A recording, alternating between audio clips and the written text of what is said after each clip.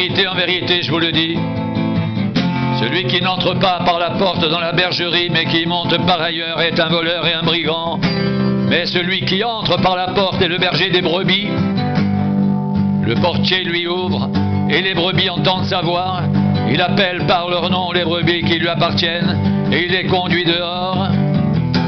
Lorsqu'il a fait sortir toutes ses propres brebis, il marche devant elles, et les brebis le suivent, parce qu'elles connaissent sa voix.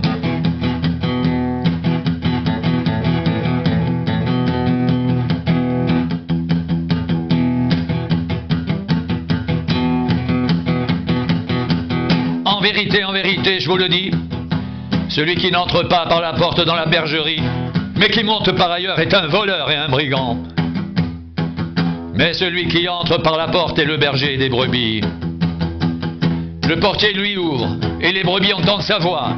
Il appelle par leur nom les brebis qui lui appartiennent et les conduit dehors. Lorsqu'il a fait sortir toutes ses propres brebis, il marche devant elles, et les brebis le suivent parce qu'elles connaissent sa voix. Elles ne suivront point un étranger, mais elles fuiront loin de lui, parce qu'elles ne connaissent pas la voix des étrangers.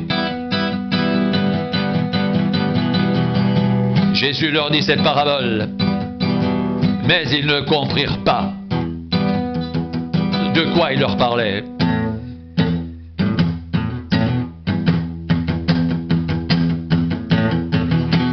Jésus leur dit encore, en vérité, je vous le dis, je suis la porte des brebis. Tous ceux qui sont venus avant moi sont des voleurs et des brigands, mais les brebis ne les ont point écoutés. Je suis la porte.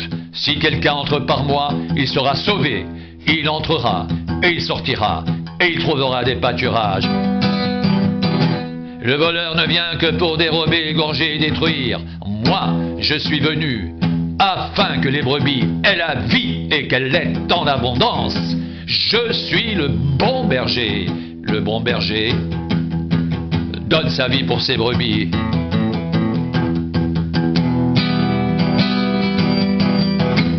Mais le mercenaire qui n'est pas le berger et à qui n'appartiennent pas les brebis voit venir le loup, abandonne les brebis et prend la fuite, et le loup les ravit et les disperse.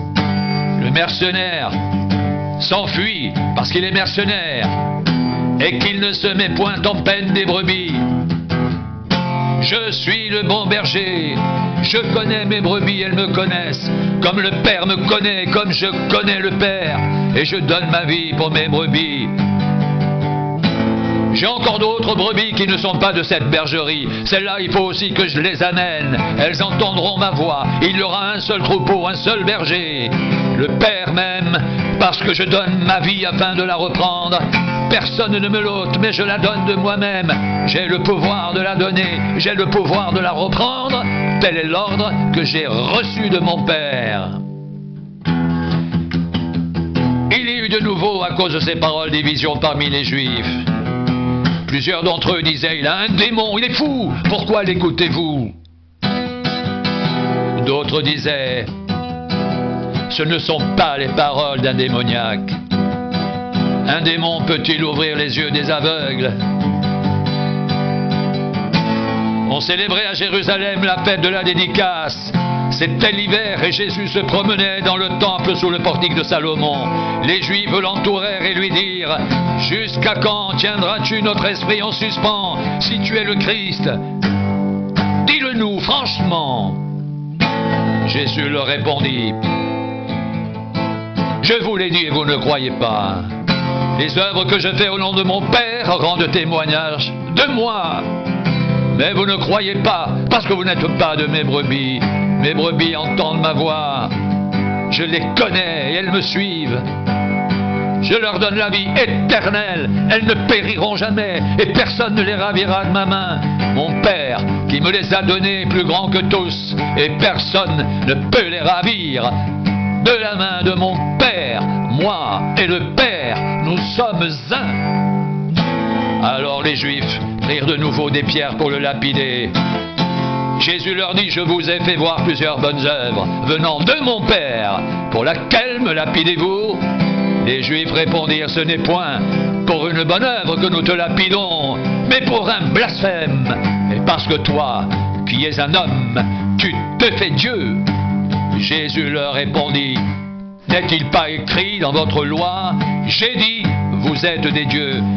Si elle a appelé Dieu ceux à qui la parole de Dieu a été adressée, et si l'écriture ne peut être anéantie, celui que le Père a sanctifié et envoyé dans le monde, vous lui dites, tu blasphèmes.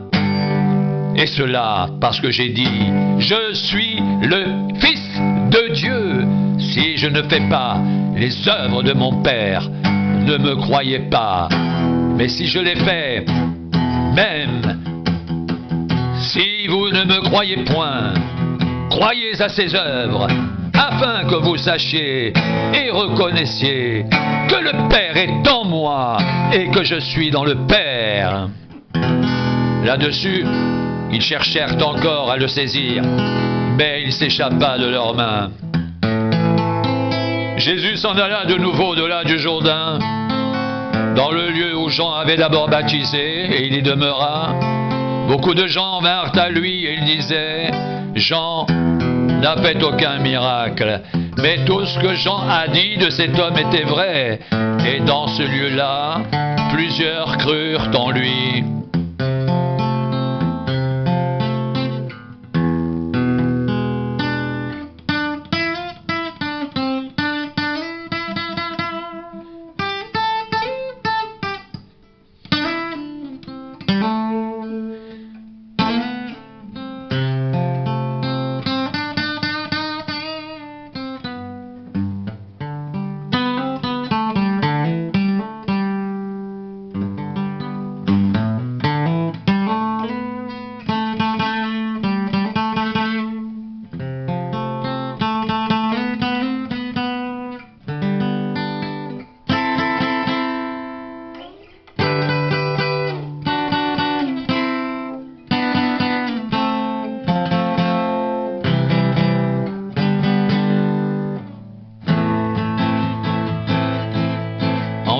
En vérité, je vous le dis, celui qui n'entre pas par la porte dans la bergerie, mais qui monte par ailleurs est un voleur et un brigand.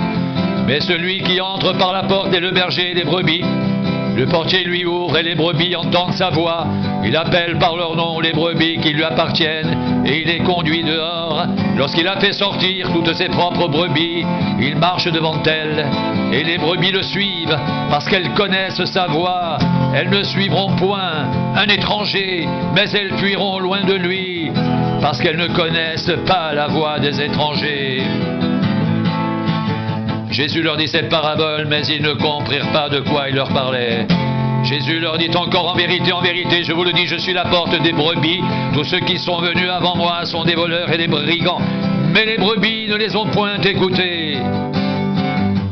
Je suis la porte, si quelqu'un entre par moi, il sera sauvé.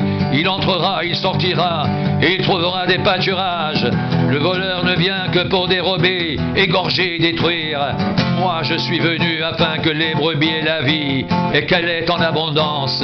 Je suis le bon berger donne sa vie pour ses brebis.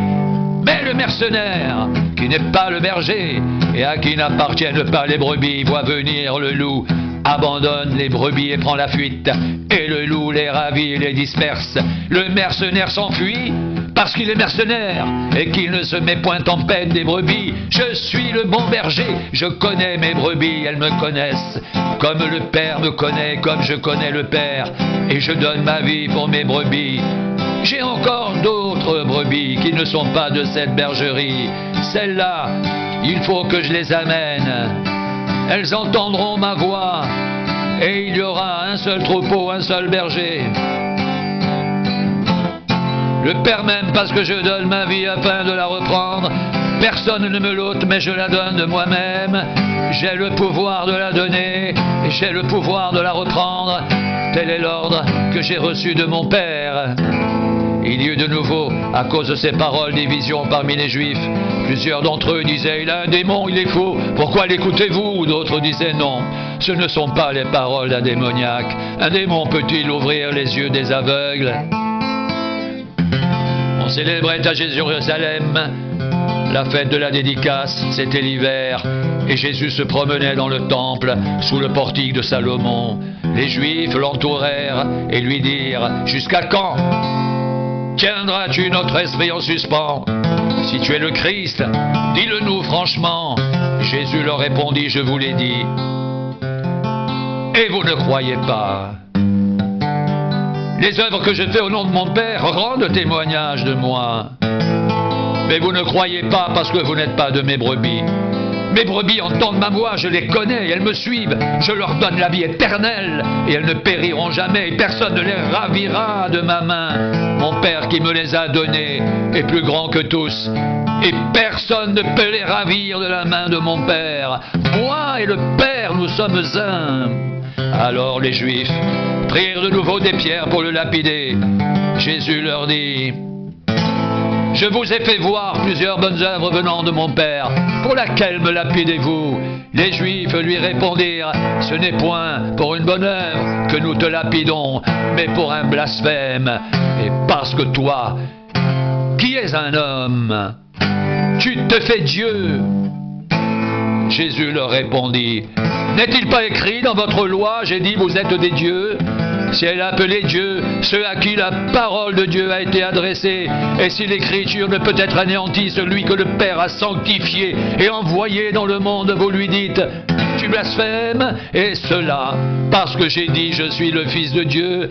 Si je ne fais pas les œuvres de mon Père, ne me croyez pas, mais si je les fais, même si vous ne croyez point, croyez à ces œuvres, afin que vous sachiez et reconnaissiez que le Père est en moi et que je suis dans le Père.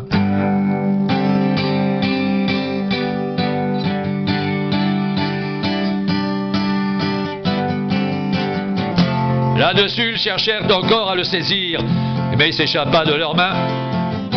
Jésus s'en alla de nouveau au-delà du Jourdain dans le lieu où Jean avait d'abord baptisé, et il y demeura. Beaucoup de gens vinrent à lui et ils disaient « Jean n'a fait aucun miracle, mais tout ce que Jean a dit de cet homme était vrai. » Et dans ce lieu-là, plusieurs crurent en lui.